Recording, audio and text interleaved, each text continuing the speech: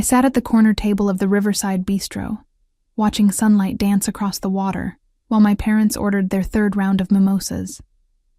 It was Sunday morning in Portland, and the brunch crowd hummed with weekend energy. My brother Jeffrey had chosen this place naturally. He always picked venues where he could be seen, where his expensive watch caught the light just right. "Barbara, you look tired," my mother said, her voice dripping with concern that fooled no one at our table. "Still working those long hours at the hospital?" I was a pediatric nurse at Providence Medical Center, and yes, I worked long hours. Night shifts, double shifts, weekends. Children did not schedule their emergencies around anyone's convenience. But my mother made it sound like a character flaw rather than a career. "The schedule has been intense," I admitted, taking a sip of my coffee. "We had a difficult case this week. A 7-year-old with acute appendicitis who came in at midnight." "How noble," Jeffrey said, not looking up from his phone. At 32, my brother had perfected the art of dismissive multitasking. "Meanwhile, I just closed the Henderson account. $3.2 million in revenue for the firm."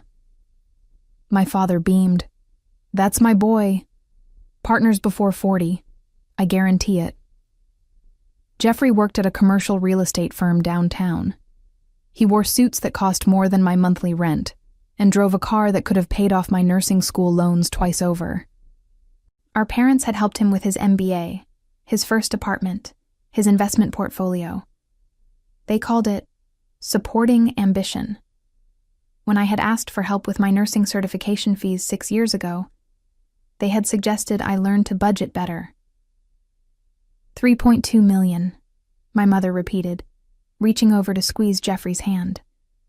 "Your father and I are so proud." "Barbara, did you hear that?"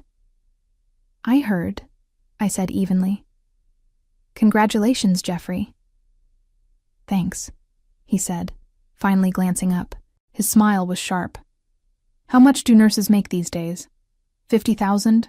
60? "Jeffrey," my father said, but he was smiling too. "Don't tease your sister." "I am not teasing. I genuinely don't know.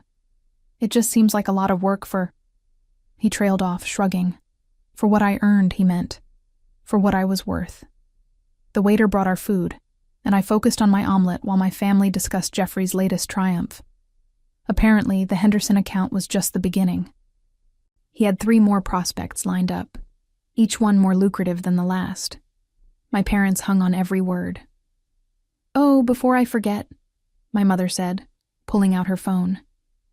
"Your father and I have been talking, and we have decided on Hawaii for this December. 2 weeks on Maui. Jeffrey and his girlfriend will join us." "Jennifer," Jeffrey supplied. "She's excited. Never been to Hawaii." "Neither have I said quietly. My mother waved her hand. "Well, you're welcome to come if you can get the time off, though I know how difficult that is with your schedule. Plus, the resort is quite expensive. $2,500 per person, not including airfare." I did the mental math automatically. For 4 people, assuming Jennifer was covered separately, that was $10,000 minimum. Plus flights would add another $2,000 at least. $12,000 total, probably more. "That sounds lovely," I said, meaning it. Despite everything, I loved my parents. I wanted them to enjoy their retirement. "You two deserve a nice vacation." "We thought so too," my father said. "After all, we worked hard our entire lives. Time to enjoy the fruits of our labor." Jeffrey looked at me then. Really looked at me, and something cruel flickered in his eyes. "Must be nice, right, Barbara? Taking expensive trips, living comfortably. Of course, some of us had to work for it." "I work," I said, keeping my voice level. 48 hours this week alone." "Sure, but let's be honest about the difference between working hard and working smart. I mean, nursing is fine if you want to be comfortable with mediocrity, but real success requires ambition." My mother nodded thoughtfully. "Jeffrey has a point, sweetheart. You were always content with just getting by. Even in school, you did the minimum to pass rather than pushing yourself to excel. That was not true. I had graduated with honors from nursing school while working 2 part-time jobs, but they had already forgotten that. Or maybe they had never noticed in the first place. I save lives, I said softly. Children's lives. Of course you do, my father said, his tone placating. And we appreciate that.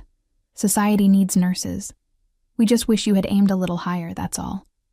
You were always such a bright girl. Were, past tense. The conversation moved on. My parents discussed resort amenities, while Jeffrey showed them photos of his office view. I finished my omelet and wondered why I kept coming to these brunches, kept subjecting myself to these small cruelties disguised as family concern. Because they were my parents. Because Jeffrey was my brother. Because family was supposed to matter, even when it hurt. So Hawaii in December, my mother said again, practically glowing. We leave on the 15th, 2 weeks of paradise. No work, no stress, just beaches and relaxation. Sounds perfect, I said, and meant it. If only I had known what was coming. The following Sunday, we met at the same bistro. This time my parents arrived carrying shopping bags from expensive stores downtown. My mother showed off a new designer handbag while my father displayed his latest golf club purchase. Got to look good in Hawaii, my mother explained, pulling tissue paper from her bag to reveal a silk resort wear ensemble. And your father simply had to have this driver. The resort has a championship golf course. I calculated quickly. The handbag was easily $1,500, the golf club at least $1,000. Plus the clothes my mother was still showing off, another few hundred minimum. Those are beautiful, I said honestly. My mother had excellent taste, always had. The color suits you. Thank you, darling. I thought so too. She glanced at my outfit, my simple cotton dress from Target, and I saw the familiar flicker of disappointment. You know, you could stand to invest in your appearance a bit more. First impressions matter, especially at your age. I was 28, not 50, but I let it slide. Jeffrey arrived late, as usual, with Jennifer in tow. She was pretty in an obvious way, with perfect makeup and perfectly styled hair. She worked in marketing, I recalled, at some trendy agency downtown. Sorry we are late, Jeffrey said, not sounding sorry at all. We were at the Porsche dealership. Jennifer has been wanting to test drive the new Cayenne. It is gorgeous, Jennifer gushed. Jeffrey says if my promotion comes through, we should seriously consider it. My mother clasped her hands together. How wonderful. Barbara, wouldn't it be nice to have a car like that? I have a car, I said. It runs fine. That old Honda? Jeffrey snorted. Thing must have 200,000 miles on it by now. 183,000, I corrected.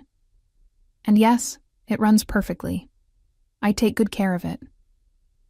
That is the difference between us, Jeffrey said, leaning back in his chair. I invest in quality. You settle for functional. It is a mindset thing. The waiter took our orders. I chose the cheapest entree on the menu, a habit from years of carefully managed finances. My family ordered appetizers, expensive entrees, a bottle of wine. They would split the bill evenly at the end, as they always did, meaning I would subsidize their indulgence. But pointing that out would make me petty, ungrateful. Small prices to pay for family, right?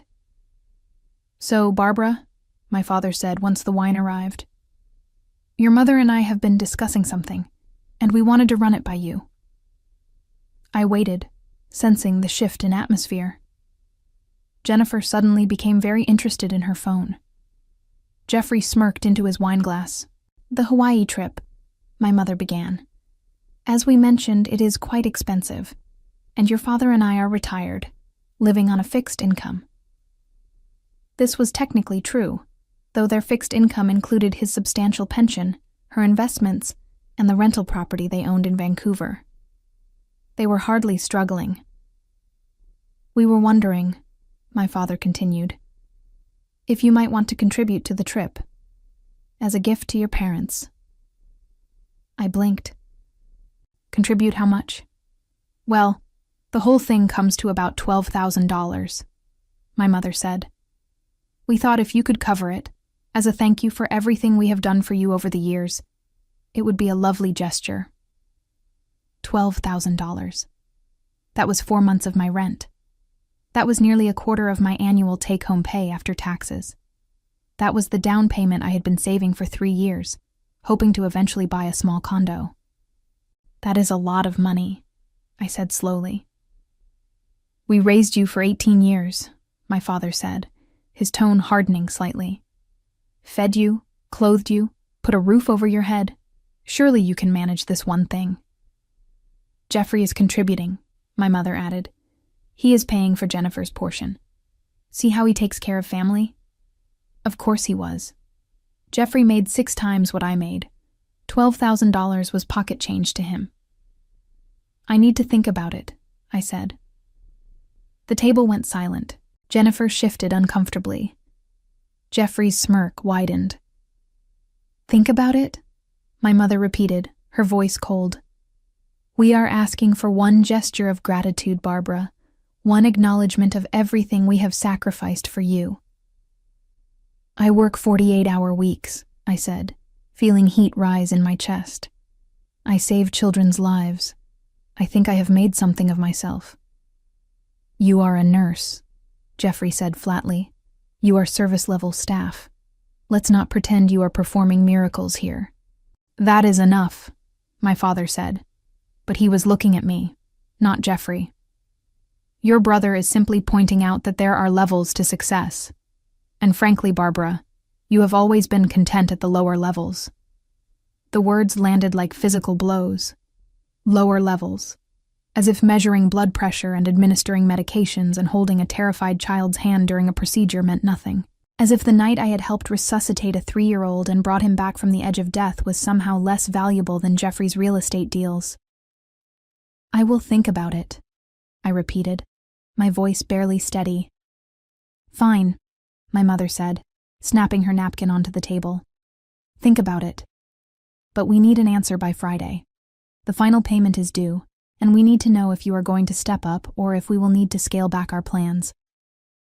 The meal continued in tense silence. When the check came, they split it evenly, as always. My $12 salad cost me $48 after subsidizing their wine and appetizers and expensive entrees. I drove home with my hands shaking on the steering wheel, their words echoing in my head. Lower levels, service staff, content with mediocrity.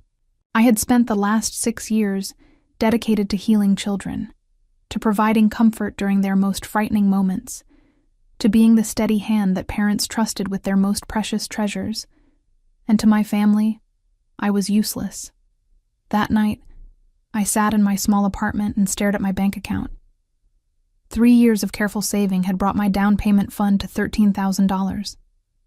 Every extra shift, every skipped vacation, every dinner cooked at home instead of ordered out had contributed to this amount.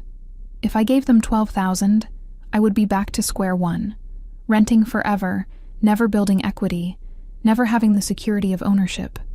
And for what? To fund my parents' luxury vacation while they called me mediocre? But they were my parents. They had raised me as they kept reminding me. Didn't I owe them something? I thought about calling my friend Teresa, who worked at the hospital with me. She had met my family exactly once, at a barbecue 2 years ago, and had asked afterward why I let them treat me like that. I had not had a good answer then. I still did not have one now. Instead, I opened my laptop and looked at the resort where they were staying. It was beautiful. 5-star luxury with infinity pools and private beach access and restaurants that charged $40 for breakfast. The kind of place I would never be able to afford for myself, not on my salary. But I could afford it for them. Technically, if I destroyed my savings. My phone buzzed. A text from my mother. Have you thought about our conversation? Your father and I are waiting to finalize the booking. It was 10 p.m. I had worked a 12-hour shift. I was exhausted down to my bones, and she was pressing me for money before I had even had time to process the request. I set the phone down without responding. Tuesday brought another text. "Barbara, we need your answer. This is getting ridiculous." Wednesday, my father called. "Your mother is very hurt by your silence. After everything we have done for you, this is how you repay us? With coldness?" Thursday, Jeffrey sent a message. "Just pay for the trip, Barbara. Stop being selfish. They are our parents." Easy for him to say. His girlfriend's portion was probably $8,000 at most, and he made 15 times that in a month.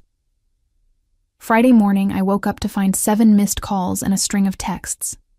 The final one, from my mother, read, "If we don't hear from you by noon, we will know where we stand. We will remember this, Barbara."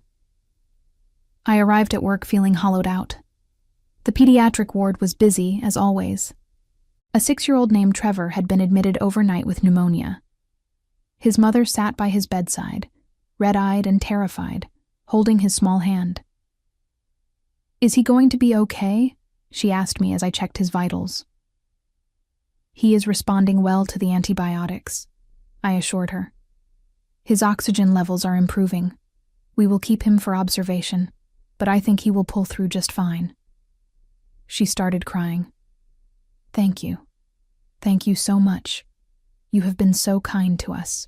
I thought about my parents' words, service-level staff, lower levels, as if this moment, this mother's relief, this child's recovery meant nothing. During my lunch break, I sat in the hospital cafeteria and made a decision. I would pay for the trip, not because they deserved it, but because I could not handle the guilt otherwise. They were my parents. This was what family did. I transferred $12,000 from my savings to my checking account, then set up a payment to my mother's account. But before I could complete the transfer, my phone rang. "Barbara!" My mother's voice was bright, excited. "We are here at the bistro. Jeffrey suggested we all have lunch together. Can you come? We have such good news to share." "I am at work," I said. "I am on my lunch break." "Oh, this won't take long. We are just around the corner from the hospital. Please? It would mean so much to your father and me." Something in her tone made me uneasy, but I agreed. 20 minutes later, I walked into the same bistro where this had all started. My family sat at the same corner table, champagne glasses already filled. Jeffrey had his arm around Jennifer, who wore a massive diamond on her left hand. "We are engaged," my mother squealed as I approached. "Jeffrey proposed last night. Isn't it wonderful?" I looked at my brother, at his smug smile, and forced myself to echo her enthusiasm. "Congratulations. That is wonderful news." "The wedding will be next fall," Jeffrey said. "We are thinking a destination ceremony, maybe Italy or the French Riviera." "How exciting," I said, feeling numb. My mother grabbed my hand. "Now, about the Hawaii trip. Have you made your decision?" All eyes turned to me. Jennifer looked curious. Jeffrey looked amused. My parents looked expectant. And suddenly, I heard it. Really heard it. "Barbara, sweetheart," my father said, leaning forward. "We know money is tight for you, but surely you understand how important this is to us. We've given you so much.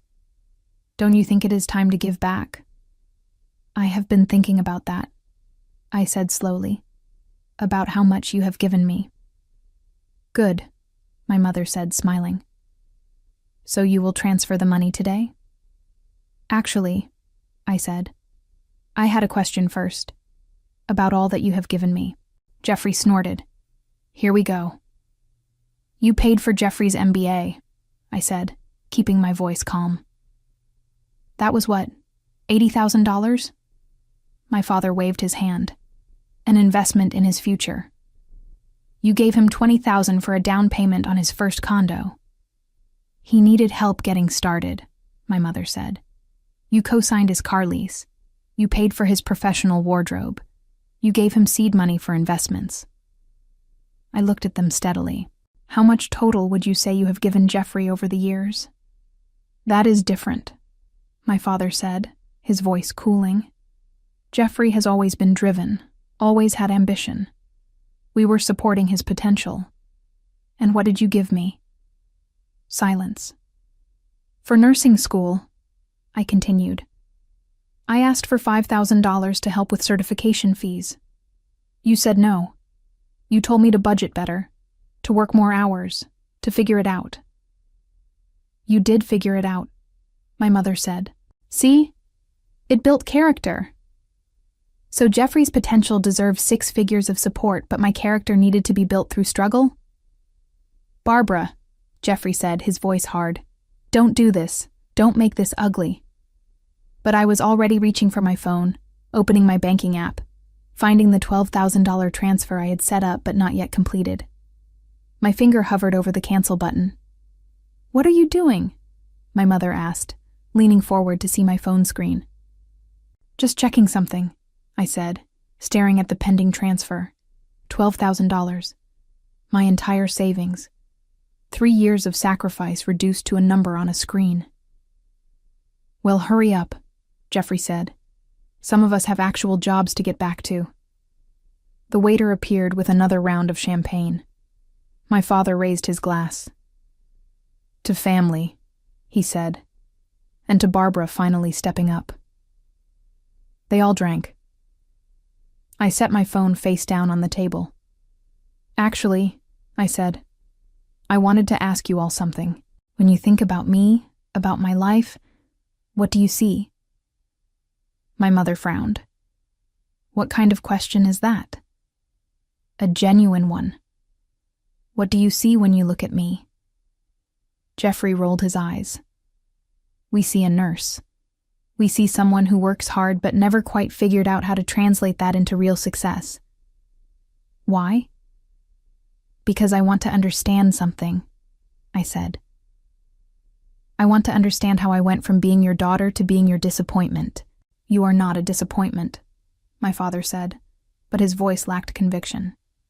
You are just different from Jeffrey. Different how? Jeffrey has drive, my mother explained, as if talking to a child. He saw opportunities and seized them. He networked. He strategized. He built something impressive. You chose a helping profession, which is admirable, but let's be realistic about the limitations. The limitations of saving children's lives? Don't be dramatic, Jeffrey said. You are a nurse, not a brain surgeon. There are thousands of nurses. You are replaceable. The word hung in the air between us. Replaceable. Is that what you all think? I asked quietly. That I am replaceable? We think you are settling, my father said. We think you could have been more if you had pushed yourself harder. Look at Jeffrey. He took risks. He made connections. He created value. What have you created? I thought about Trevor upstairs, breathing easier because of my care. I thought about the premature twins I had monitored for 6 weeks until they were strong enough to go home. I thought about the teenager with leukemia who had told me I was the only person who did not treat her like she was dying. What had I created? I had created moments of comfort in terrible circumstances. I had created calm in chaos. I had created hope where there was fear. But to my family, those things had no value. They could not be measured in dollars or prestige or social status. You know what? I said, picking up my phone. You are right. I should give back. After all, you gave me so much. My mother brightened. See? I knew you would understand. 18 years of food and shelter and basic parenting, I continued. That is what you gave me. What the law required you to give me. What any parent gives their child. That is not fair, my mother said, her voice sharpening. We gave you love. We gave you a home. You gave Jeffrey $100,000 in direct financial support as an adult. I said. You gave me a lecture about budgeting when I asked for $5,000. Because you needed to learn responsibility, my father said, his face reddening. No, because you decided Jeffrey was worth investing in and I was not. You decided his dreams mattered, and mine were just hobbies. You decided he was the success, and I was the disappointment before either of us even had a chance to prove ourselves. Jeffrey slammed his glass down. This is pathetic. You are jealous. You have always been jealous that I accomplished more than you. Accomplished what? I asked. Making rich people richer? Selling buildings? At least I help people. You are a glorified waitress with medical training, he snapped. Don't act like you are Mother Teresa. The people at nearby tables were starting to stare. My mother noticed and lowered her voice to an angry whisper. Barbara, you are making a scene. Whatever point you are trying to make, you have made it. Now transfer the money and let's be done with this. Or what? I asked. Or what? My father repeated. Or we will know exactly who you are. We will know you are selfish. We will know you do not value family. Like you value me? We invited you to Hawaii, my mother hissed. We included you in our plans. You invited me to fund your vacation, I corrected. There is a difference. Jennifer spoke up for the first time. Maybe we should all take a breath here. Stay out of this, Jeffrey told her, then turned back to me. You know what your problem is, Barbara? You are bitter. You are resentful. You cannot stand that I succeeded where you failed, so you are lashing out. I did not fail, I said. I chose differently. There is a difference. Keep telling yourself that, he said.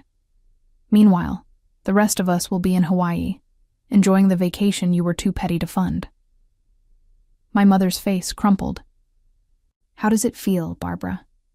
How does it feel being the useless child, the one who takes and never gives back, the one who cannot even do this one thing for the parents who raised her?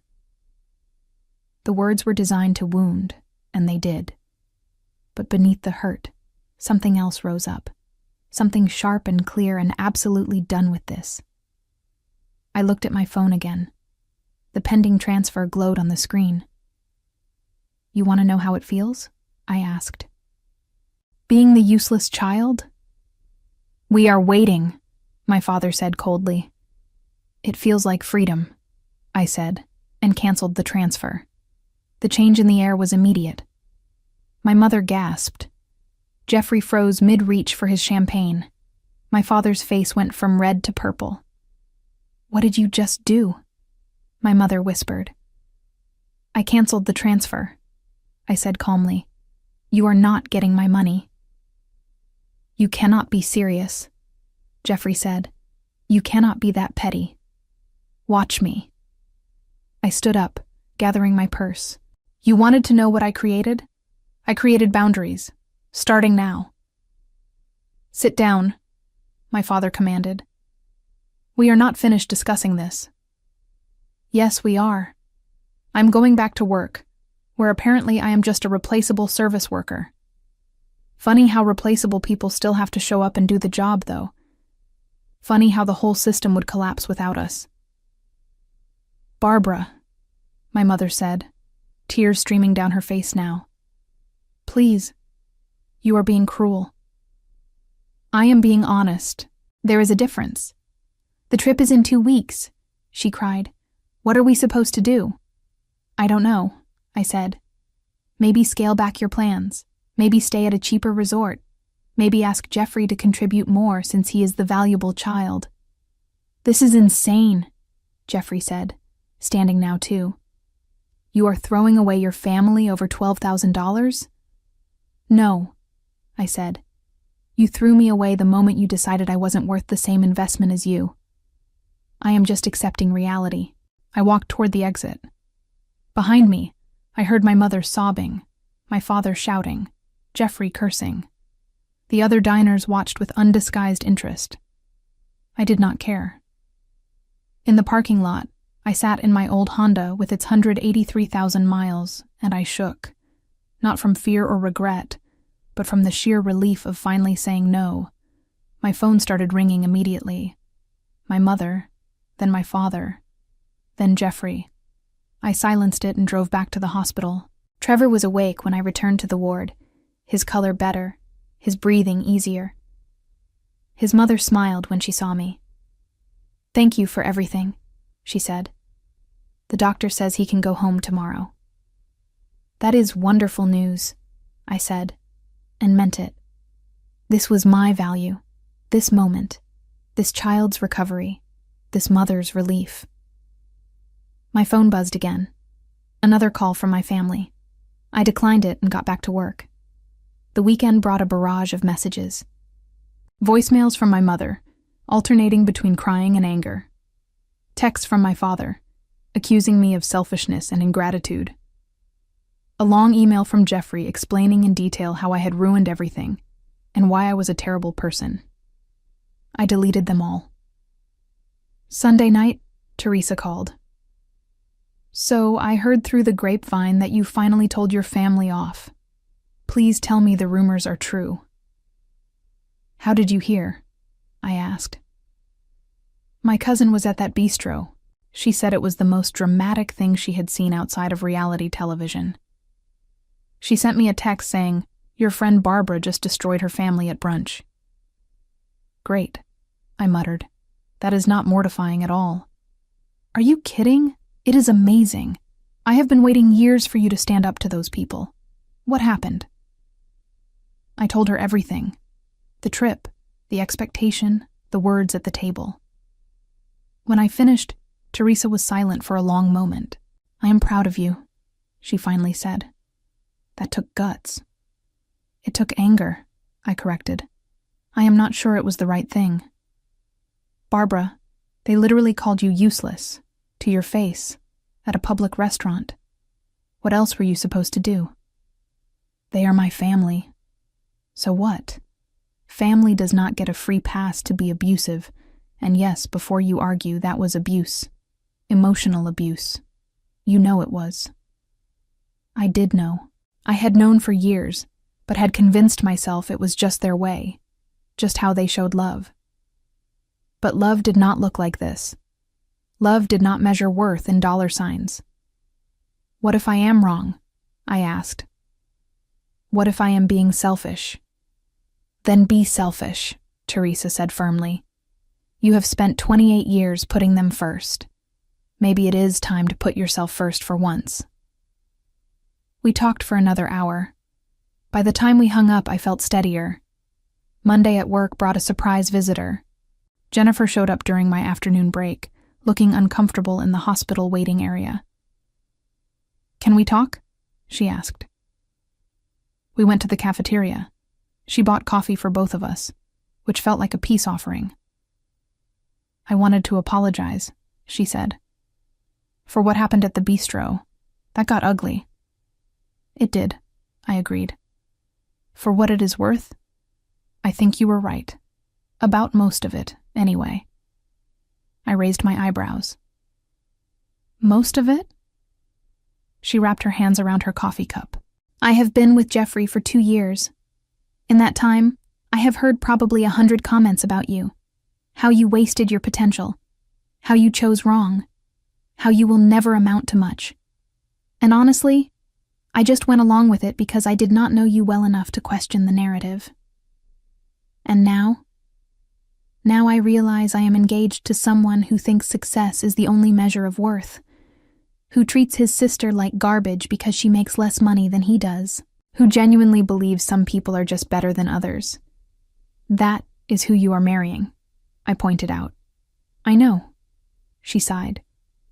"I am not sure what to do with that information yet.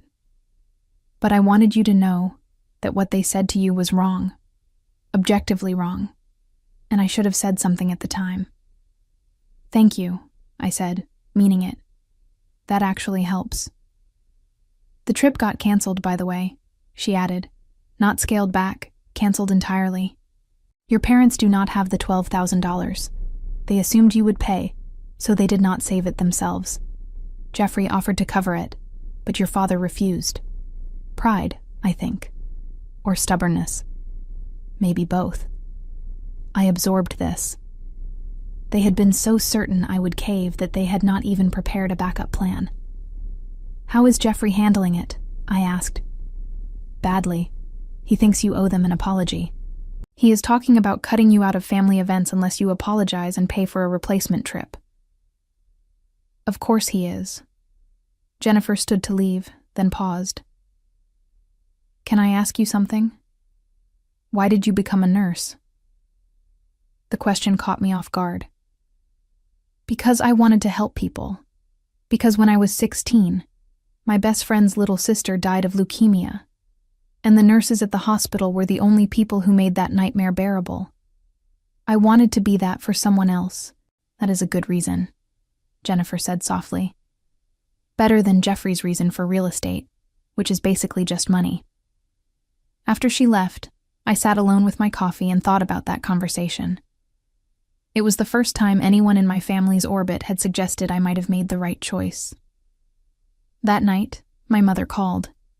I debated letting it go to voicemail, but answered instead. Hello, Mother. Your father and I have discussed this situation, she said, her voice formal and cold. We have decided to give you a chance to make this right. How generous. Do not be sarcastic. This is serious. If you apologize and transfer the money by Friday, we will forgive this entire incident and move forward. If not, we will have no choice but to reevaluate our relationship with you. Reevaluate how? You will not be invited to family events. You will not be included in holidays. You will essentially be on your own until you learn to value family properly. I closed my eyes. This was the ultimatum I had known was coming. The final power play. So, my options are to give you $12,000 and accept being treated terribly, or refuse and lose my family entirely. Your options are to honor your family or choose selfishness. Those are the options you created with your behavior. My behavior, I repeated. Not Jeffrey's behavior when he called me replaceable. Not Father's behavior when he called me a disappointment. Not your behavior when you asked me to fund your vacation while having given me a fraction of the support you gave Jeffrey. My behavior. We raised you for 18 years. You did the bare minimum required by law. That does not entitle you to my life savings. Then I guess we have nothing more to say to each other, she said. Goodbye, Barbara. When you grow up and realize what you have thrown away, do not expect us to be waiting. She hung up. I sat in the silence of my apartment and waited to feel devastated. Instead, I felt lighter, as if a weight I had been carrying for 28 years had finally been lifted. My phone buzzed. A text from Jeffrey. Hope you are happy. You destroyed Mom. She has been crying for hours. All because you are too cheap to help your own family. You are dead to me. I blocked his number. Then I blocked my parents' numbers too. It was Wednesday, October 11th. The day I became an orphan by choice. October became November. The leaves in Portland turned brilliant shades of red and gold before falling to carpet the sidewalks. I worked my shifts, went home to my quiet apartment, and slowly learned what it felt like to exist without the constant weight of disappointing someone. Teresa invited me to Thanksgiving with her family. They were loud and chaotic, and fought about politics over dinner, but underneath it all was genuine affection. Her mother asked about my work, and actually listened to the answers. Her father told terrible jokes that made everyone groan but laugh anyway. This is what family is supposed to be like, Teresa whispered to me while we did dishes. Messy, but loving. I am not sure I know how to do that, I admitted. You will learn. December arrived, and with it came the dates when my family would have been in Hawaii, December 15th through the 30th. I worked Christmas Eve and Christmas Day, taking shifts so my coworkers with young children could be home. One of the mothers brought me cookies, Another family gave me a card signed by their daughter, age 8, who drew a picture of me as a superhero. I hung the picture in my locker at work. On December 22nd, I received an unexpected email. The subject line read, "Family emergency."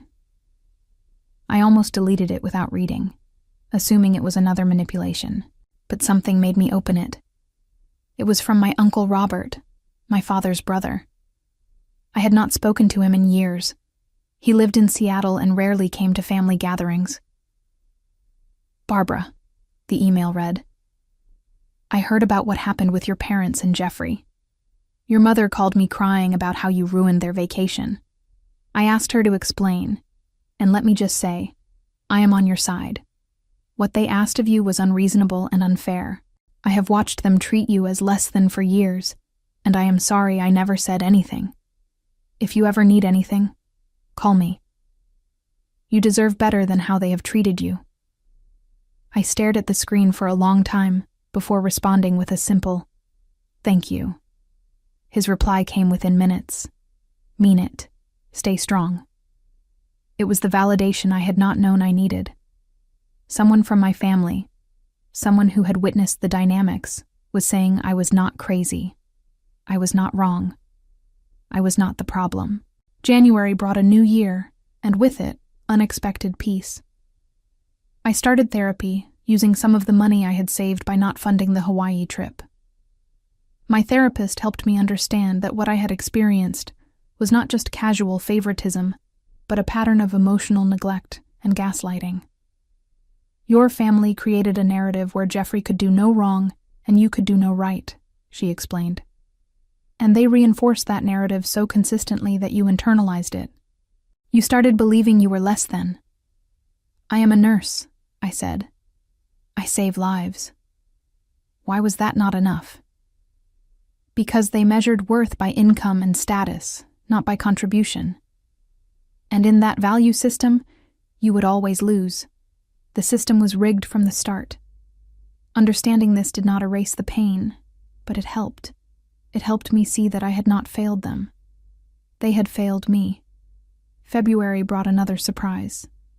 Jennifer called, her voice shaky. "I ended the engagement," she said without preamble. "I called it off." What happened? I was planning the wedding, and every time I mentioned wanting my sister as a bridesmaid, Jeffrey complained that she was overweight and would look bad in photos. Then he suggested my parents pay for the entire wedding because his parents already supported him so much over the years. Then he got angry when I pointed out that you were right, that his family treated him like gold while treating you like garbage. "I am sorry," I said, and meant it. "Don't be. You did me a favor. You showed me who he really is before I legally tied myself to him forever. So thank you." We talked for a while longer. She was moving back to her hometown in California, taking a new job with better pay, starting over. "Maybe we could get coffee sometime when I visit Portland," she suggested. "If that is not too weird." "It is not weird," I said. "I would like that." March brought spring blossoms and a letter. An actual physical letter, postmarked from Vancouver. It was from my mother. I debated throwing it away unopened, but curiosity won. Inside was 3 pages of handwriting, my mother's familiar script. "Barbara," it began. "I have done a lot of thinking over these past months. Your Uncle Robert said some things that made me examine our relationship with you differently. I see now that we may have been unfair in how we treated you compared to Jeffrey. I am not saying you were right to refuse us, but I understand better why you reacted as you did." The letter went on. It was not quite an apology, more an acknowledgement. She explained that she and my father had been raised to value ambition and achievement, and they had projected those values onto their children, without considering that success could look different for different people. "Your father says he is proud of you," she wrote near the end. "He will not say it to your face yet, but he told me last week that he mentioned you to his golf friends. He told them his daughter is a nurse who saves children's lives. He said it with pride, Barbara. Real pride." The letter ended with an invitation. Nothing extravagant, just Sunday brunch at the bistro. No expectations, no demands, just a chance to talk if you are willing. I set the letter aside and thought for 3 days. On the 4th day, I called my mother. "I will come to brunch," I said, "but I have conditions." "Anything," she said eagerly. "No more comparisons to Jeffrey. No more comments about my salary or my choices. No more expectations that I will fund your lifestyle. I am your daughter, not your retirement plan. Can you agree to that?" There was a long pause. "Yes," she finally said. "We can agree to that. And one more thing. You need to actually apologize. Not justify or explain. Apologize." Another pause, longer this time. "You are right. I am sorry, Barbara. I am sorry for how we treated you. I am sorry for making you feel less than. I am sorry for not seeing your value. It was not perfect, but it was a start." April brought the brunch. My parents were subdued, almost nervous.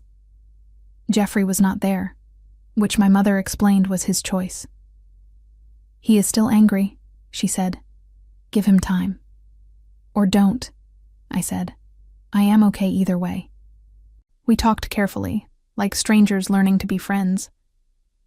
My father asked about work, and when I told him about a successful surgery I had assisted with, he listened. Really listened.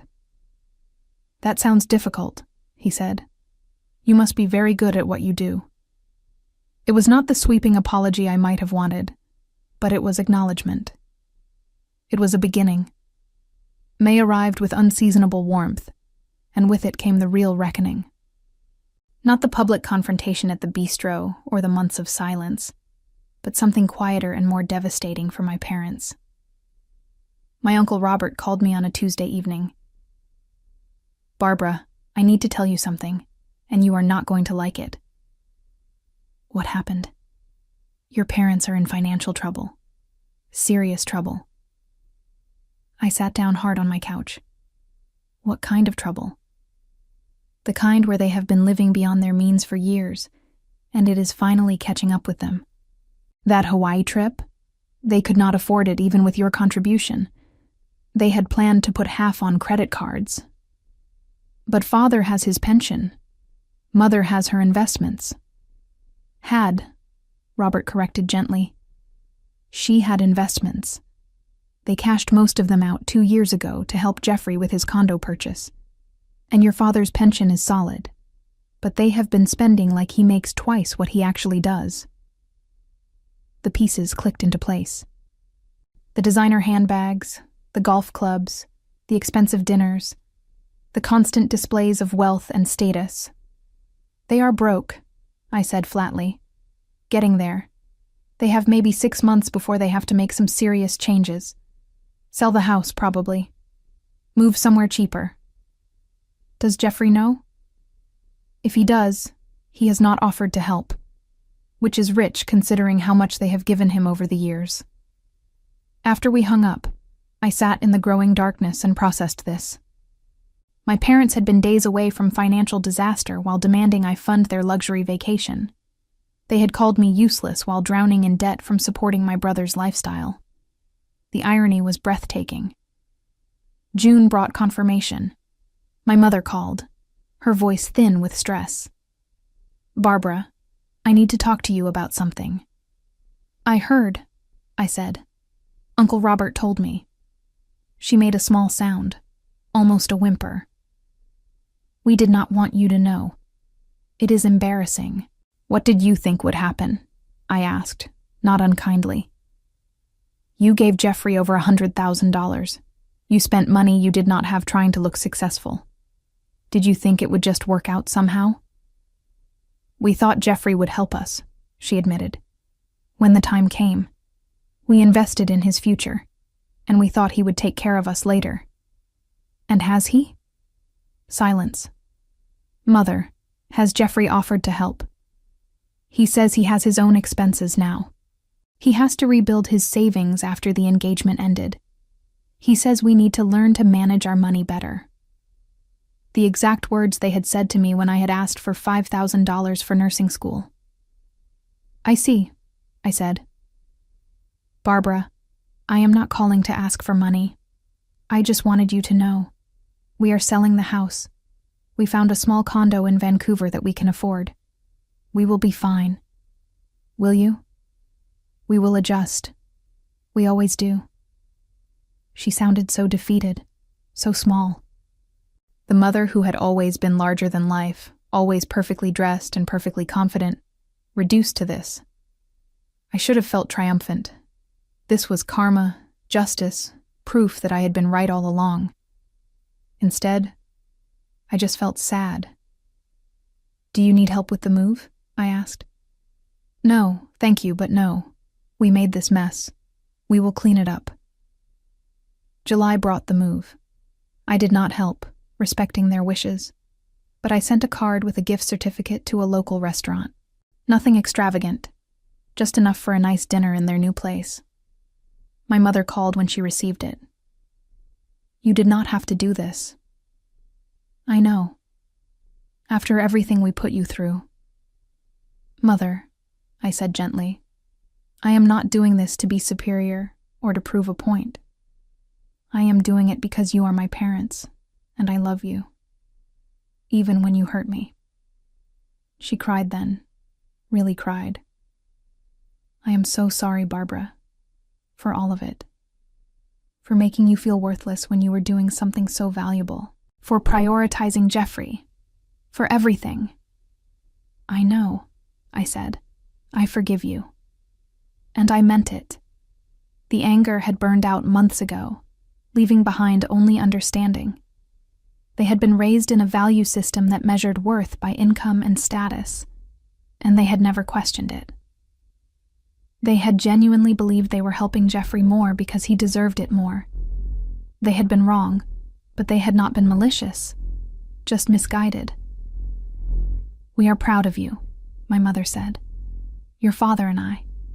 We should have said it years ago, but we are proud of who you are and what you do.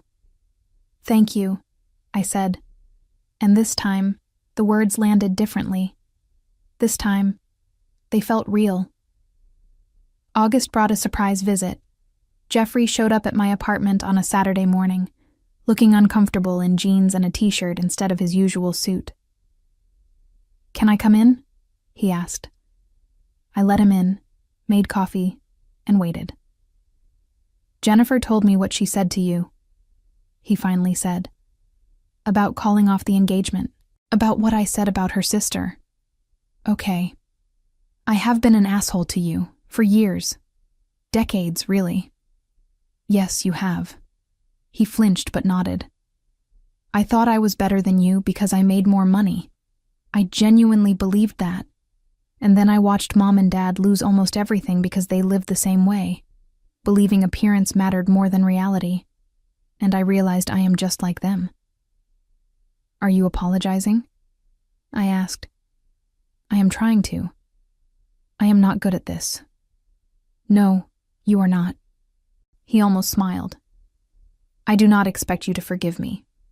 I do not even know if we can be siblings again. But I wanted you to know that I see it now. I see what I did wrong. Do you see what they did wrong too? I asked. Or is this just about your guilt? He thought about that. Both, maybe. They failed you, Barbara.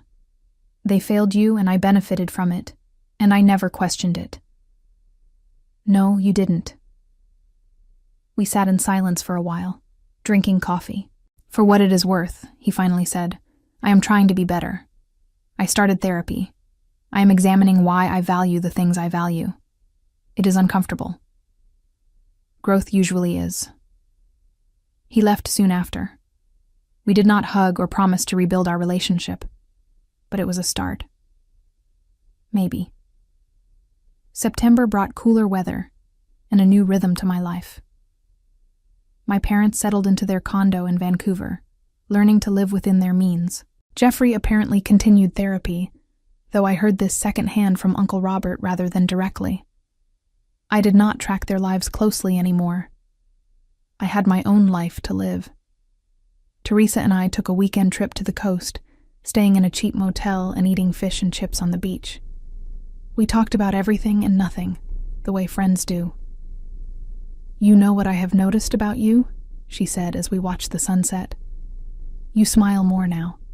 Real smiles, not the fake ones you used to do around your family." "Do I?" "Yeah, you seem lighter, like you finally put down something heavy you had been carrying." She was right. The weight of trying to earn my family's approval, of constantly measuring myself against an impossible standard, was gone. In its place was something simpler: peace. October marked 1 year since the bistro confrontation. I thought about marking the anniversary somehow, but it seemed unnecessary. The day had already changed everything. It did not need a celebration. Instead, I worked a double shift. A toddler came in with a severe asthma attack, and I spent 6 hours helping her breathe easier, monitoring her vitals, talking softly to her terrified parents. When she finally stabilized and fell asleep, her mother took my hand. "You are an angel," she whispered. "I do not know how to thank you." "Just take care of her," I said. "That is all the thanks I need." This was what I had chosen. Not the money, not the status, not the luxury vacations. This moment. This child breathing. This mother's relief. I would not trade it for anything. November brought Thanksgiving again, this time at my parents' small condo. Jeffrey came too, bringing a surprisingly humble casserole and a quieter demeanor. "The place looks nice," I said, meaning it. The condo was small but cozy, decorated simply but with care. "We are learning to appreciate what we have," my father said. "Turns out we do not need as much as we thought." Dinner was simple. No expensive wine, no elaborate dishes, just roasted chicken and vegetables and pumpkin pie from the grocery store bakery. And it was the best Thanksgiving I could remember. We talked about normal things. My father asked about my work, and I told him about a successful surgery on a child with a heart defect. My mother asked if I was dating anyone, and I said no, but that I was content anyway. Jeffrey talked about his therapy and admitted he was considering a career change. "To what?" I asked. "I do not know yet. Something that feels more meaningful. Real estate makes money, but it does not make a difference, you know?" I did know. After dinner, my mother pulled me aside. "I wanted to show you something," she said, leading me to a small bookshelf in the corner of the living room. There, prominently displayed, was a framed photo of me in my scrubs, holding a newborn in the NICU. I did not even remember when it had been taken. "Your father and I put that up the day we moved in," she said. "We wanted to remember what really matters. Not money or status or appearances, just the people we love and the good they do in the world." I felt tears prick my eyes. "Thank you. No, thank you. For not giving up on us even when we gave you every reason to. For being the better person. For showing us what strength really looks like." December brought a holiday party at the hospital. The nurses and doctors exchanged modest gifts and shared stories about the year's most memorable cases. Someone brought homemade cookies. Someone else brought hot cider. Trevor's family stopped by with a card and a gift certificate for me. He was doing great, his mother reported, back in school and healthy. "You saved his life," she said. "We will never forget that." I thought about my family's question from a year ago. How does it feel being the useless child? I knew the answer now. It felt like holding a child who was breathing because of my care. It felt like a mother's gratitude. It felt like making a difference in the world, one shift at a time. It felt like purpose. That night, I drove home through the decorated streets of Portland, past houses lit with holiday lights and families visible through windows. I thought about the year that had passed, about everything that had changed. I had lost the version of my family I had always wanted, the one that valued me equally, that saw my worth, that celebrated my choices. But I had gained something more important. I had gained myself. My sense of worth was no longer dependent on their approval. My value was not measured by their standards. I was enough, exactly as I was. January brought a new year, and with it, a message from Jeffrey. "I am taking a job with a nonprofit," he texted, "helping low-income families find affordable housing. The pay is terrible, but it feels right. Thought you should know. Maybe we could get coffee sometime." I responded, "I would like that." And I meant it. February brought coffee with Jeffrey. We met at a small cafe near the hospital, and for the first time in our lives, we talked as equals. He asked about my work with genuine interest.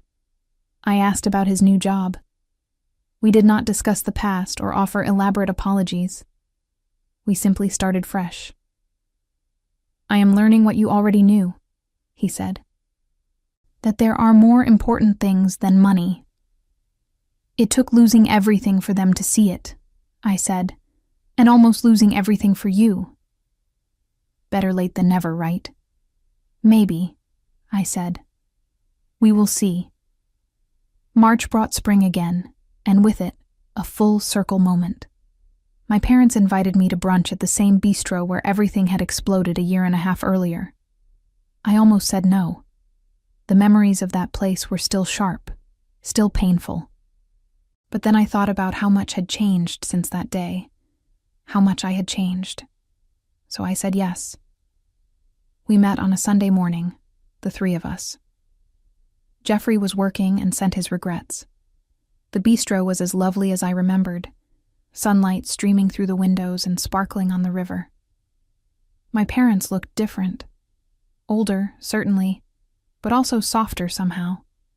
The hard edges of their former lives had worn away, leaving something more genuine behind. "Thank you for coming," my mother said. "I know this place holds difficult memories." "It does," I agreed. "But maybe it is time to make new ones." We ordered simply. No expensive wines, no elaborate entrees, just omelets and coffee and fruit. "We wanted to tell you something," my father said, looking nervous. "Your mother and I have been volunteering at the Children's Hospital in Vancouver, in the playroom. We read to the kids, help with activities, that sort of thing." I stared at him. "Really?" "We wanted to understand your world better," my mother explained, "to see what you see every day. And Barbara, it is remarkable. Those children, the way they fight, the way they hope despite everything, the way the nurses care for them with such dedication." "We finally get it," my father said. "What you do, why it matters, why you chose it." Something inside my chest unlocked. This was what I had needed all along. Not their money or their approval, but their understanding. Their recognition that my choice had value. "Thank you," I said quietly. "That means everything." "We are the ones who should be thanking you," my mother said, "for not giving up on us, for showing us what really matters, for being exactly who you are, regardless of what we thought you should be." We talked through brunch, really talked. They told me about the children they had met at the hospital. I told them about my cases, and they listened with genuine interest. When the check came, my father insisted on paying. "It is the least we can do," he said. "After everything." As we left the bistro, my mother hugged me tightly. "I love you," she said. "I should have said it more. I should have shown it better. But I love you, Barbara. Exactly as you are." "I love you too," I said, and meant it. April brought an unexpected call from Jennifer. She was back in Portland for a work conference and wanted to meet up. We had dinner at a casual restaurant, the kind of place I could actually afford. She looked different too, lighter somehow, unburdened. "I got promoted," she told me. "Director of marketing, good salary, better benefits, and I actually enjoy the work." "That is wonderful," I said. "I owe you for it, you know. If you had not stood up to your family, if I had not seen what real strength looks like, I would have married Jeffrey and spent my life trying to fit into that toxic value system. You would have figured it out eventually. Maybe. But you accelerated the process. You showed me that walking away from something toxic is not weakness. It is survival." We talked late into the night, sharing stories and dreams and plans. By the time we parted, I had a real friend, not just my brother's ex-fiancé. May brought the 1-year anniversary of my parents' move. They invited me to see how they had settled in. The condo was modest but comfortable, filled with books and photos and evidence of a simpler life. "We are happier now," my father admitted. "Turns out we were miserable when we were trying to keep up appearances. All that stress, all that spending, just to impress people we did not even like." "And now?" I asked. "Now we live within our means. We volunteer. We spend time together. We appreciate what we have instead of always wanting more." It was the closest thing to an apology I was likely to get for the years of comparison and criticism. But it was enough. As summer arrived, I reflected on everything that had changed since that fateful brunch 18 months earlier. I had walked into that bistro as someone desperately seeking approval, willing to sacrifice my own well-being for people who did not value me. I had walked out as someone who finally understood her own worth. The months that followed had been difficult, painful even, but they had also been necessary. Sometimes the only way to build something healthy is to burn down what is toxic first. My parents would never be perfect. They still occasionally made thoughtless comments or showed favoritism toward Jeffrey's accomplishments. But they were trying, genuinely trying, to do better. And that effort mattered. Jeffrey was on his own journey, learning to value contribution over compensation. We were not close, but we were civil, sometimes even friendly. It was more than I had hoped for. As for me, I was exactly where I needed to be. Working in a career I loved, making a genuine difference in children's lives, living within my means, but richly in the ways that mattered. I had $13,000 in my savings account again, rebuilding toward that down payment. But I was in no rush. I had learned that security did not come from owning property or having a certain amount of money. It came from knowing your own value, from being confident in your choices, from building a life that aligned with your true self. The months after that confrontation had taught me something else too. Revenge was not about making others suffer. Real revenge, the kind that actually healed, was about refusing to let their judgment define you. My parents had called me useless. They had implied I was a disappointment, a failure, a waste of potential. But every child I helped heal proved them wrong. Every grateful parent, every successful treatment, every moment of comfort I provided during crisis, these were my true measures of success. I did not need their validation anymore. I had my own. In the weeks that followed that confrontation, my parents discovered the hard truth about the values they had spent decades worshiping. Their obsession with wealth and status had left them financially devastated and emotionally bankrupt. They lost their home, their comfortable lifestyle, and the future they had assumed Jeffrey would secure for them. My brother, the golden child they had invested everything in, refused to help when they needed him most, citing his own financial priorities with the exact words they had once used on me. They were forced to sell their belongings, downsize to a modest condo, and face the shame of admitting their mistakes to family and friends who had watched their grandiose lifestyle for years. The irony was not lost on anyone. The daughter they had called useless was the only one who showed them genuine compassion during their downfall, while the son they had elevated abandoned them entirely. They learned, painfully and slowly, that the worth they had assigned to people based on income and prestige was hollow, and that the daughter they had dismissed possessed the kind of character that actually mattered.